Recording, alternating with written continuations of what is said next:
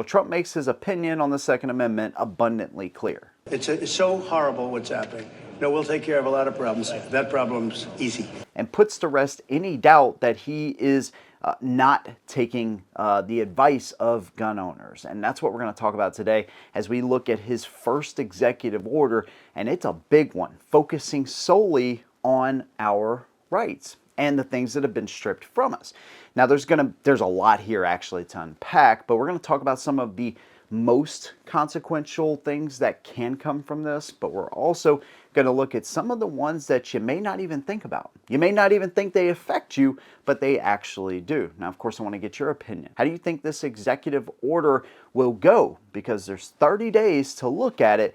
There's one thing standing in the way, though. Of course, I will talk about that one thing as well. It's just an opinion of mine, but maybe it will stand in the way, maybe it won't. But I want your opinion. How do you think this whole thing will go? Is there anything on the table that you're actually looking forward to actually being removed as far as some of these restrictions? Let's go and jump right in. So Trump has ordered the Attorney General, Pam Bondi, to look at every single current order, regulation, restriction that we have on the Second Amendment. Now, that's not only covering from 21 to 25, but any ongoing litigation as well. And she has 30 days, by the way, so March 7th, to actually look at all of this stuff. And so it is like a top priority because there's a lot here. This isn't something you just look at for 5 minutes. Oh, okay, here we go. No, this is something that's going to be taking her direct attention, right? She is going to have to focus in on this for 30 days, hopefully with some good guidance around her. Now, let's get some of the fun stuff out of the way because the ATF is on the chopping block here, or at least a lot of the rules that they have made from 21 to 25. This is directly aimed at what Biden and his Department of Justice basically had the ATF doing this whole time, which affected a lot of us, right? At the very least, it put a lot of stress on not only gun owners, but FFLs as well. So here's one of the best parts about all of this. When Pam Bondi is looking at these rules and regulations, she has to consider the Bruen case, which was landmark for all of us because now any regulations have to be compared to what we've done throughout history. So not only are we looking at bump stocks and pistol braces, but also so-called ghost guns. Throughout history, if we look at the prime reason the Second Amendment exists is that the government doesn't know who has guns, right?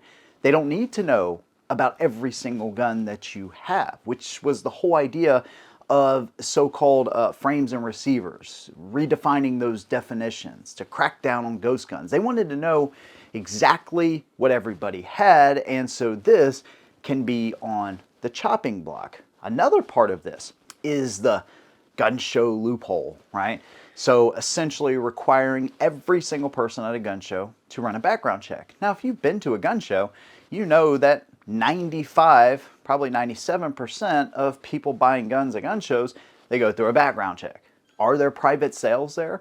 Yes. But is that your right to do that? Yes. And it should be your right. And so that too is something that, of course, is an infringement. Another big one that affects you, but maybe not directly, and that is how they have treated FFLs. From 21 to 24, there have been more revocations and more FFLs actually just voluntarily turning in their licenses because of the zero tolerance policy. Those regulations, those infringements upon the people that we deal with on a near daily basis, or every time you go to buy or look at a firearm, that is more stress placed upon them. Now you may say, well, they have to conduct business in a lawful manner. Well, most of them do. The vast majority of them do. But there were cases where gun shops were being shut down over simple errors. As a matter of fact, there were some recommendations from some of these inspectors that said, hey, just issue a warning. And instead, the gun shop would actually be shut down, citing the zero tolerance policy. This isn't just affecting gun sales, right? which I find very hilarious. There was a gun control group, I don't even remember the name, doesn't even matter, it was Giffords or one of them, whatever. They're like, oh, I think all of these regulations have been good and they fall in line with the Second Amendment. And we would love to see Trump actually place more value on human lives than the profits of gun shops. Well, that's funny because over the next 4 years, typically when you have a pro-gun president in office, gun sales slow down. So you're not exactly bumping up profits for anybody. But what you're not doing, and what you're not going to be doing any further, according to Trump, is actually taking the livelihoods of people involved in what we do, right? It's not going to be so easy for you to just go in and say, oh, simple error, boom, you're done.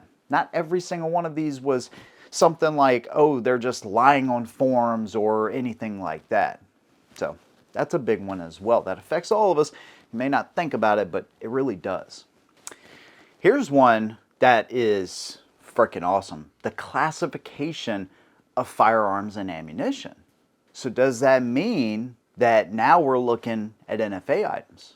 Are we looking at something like suppressors that the vast majority, I mean the overwhelming majority of us can actually use on a daily basis when we go shooting to protect our hearing, to keep places quieter, right? Imagine a gun range where everybody, almost everybody, is using a suppressor, right? How much more enjoyable is that going to be for all of us, really?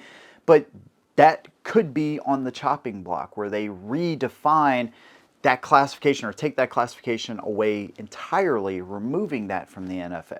Do they do short barrel rifles? I don't know. I think that is more of a stretch. Full autos, I think, is a very far stretch.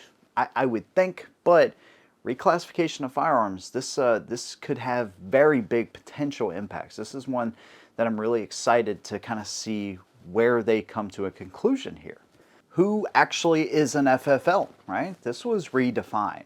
So they were looking at, oh, well, hey, you sell and buy guns, you know, and we think that you sell too many of those guns and you're making a profit doing it. Yeah, you're an FFL. And of course that follows and that has its own set of headaches that, again, regular people, casual sellers, had to actually deal with. This is something else that's looked at. The restrictions placed on 18 to 21-year-olds, so-called enhanced background checks. Essentially, everything in the Bipartisan Safer Communities Act that we've talked about, right? You know, if you're looking at any open Supreme Court cases, right? What about the fact that you've had, I don't know, 1,600, 2,000 or so cases that have been brought up because felons that are prohibited from buying guns, people that have served their time, by the way, and have been allowed to go back out into society, are now challenging the fact that they can't own firearms. One guy actually had it thrown out, right? He was convicted in 2023. He committed a crime in 2006, he committed a crime, right? He did the time. In 2023, he got arrested and I believe convicted of actually carrying a firearm. Well, that was thrown out. Why? Because of Bruin. They looked at it from a historical point of view and said, yes, there have been some bans in the past in the United States, but those aren't permanent bans, right? And nor should it be for felons that we say, or that, you know, the Justice Department says, hey, you can go back out into society. They already face enough with having this on their record, having no kind of work history, depending on how long they've been in there or how long they've been out of the workforce. And then you replace restrictions on rights they should already have restored back to them. Everything should be restored to them.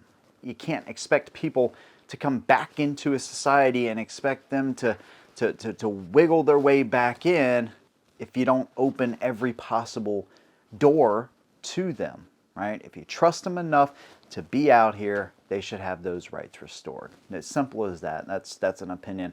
I will never change my mind on. Open litigations, that leaves a lot on the table as well. one potential case that can go to the Supreme Court, most likely will, is 18 to 20-year-olds and their abilities to buy handguns, right? Now, there's some laws where, you can get one from a relative or whatever, but still, I always come back to this, right? When you're 18, we say you can go overseas, you can fight, die, you can do all of that, but you can't buy a rifle, which is the restrictions that some states have actually put into place until you're 21. Yeah, so at 20 years old, 11 months, I don't trust you. But in that next month, okay, now I trust you. No. If you say that 18-year-olds are actually adults, then you treat them like adults. And that doesn't mean you get to restrict rights for another couple of years because a couple of dumbasses have done really terrible things and they just happen to be 18 to 20. 24 to 35-year-olds. A lot of those people have done really stupid things. Do we say, well, yeah, we probably need to wait until 24, maybe 25, until your frontal lobe has fully developed before you can own a gun or drive a car or do any number of things that adults actually get to do. Exercising rights is one of those things you're already putting a restriction on, but when they're 18, they're adults. That's how we look at them, and that's how they should be viewed when it comes to their Second Amendment rights as well. What will actually come from all of this? Well, one thing that stands in the way, and I've kind of already said it in the past when I found out who Trump's AG was, and that's Pam Bondi. She's not somebody that I necessarily trust. We don't have a reason to really trust her at all, right? She hasn't given us a reason to, because when it came down to the whole due process thing that Trump was talking about, take the guns first, all this, Pam Bondi was right there behind all of this. And she's somebody that's been very wishy-washy on the Second Amendment, on Second Amendment rights. She's somebody who says constantly, I'm pro-Second Amendment, but then her actions don't always align with the Second Amendment, right? So there's that, and then Vincent Haley, who is the policy advisor to Trump. Those two are actually working on this plan. However this plan unfolds and whatever information they give to the president from there, we don't really know.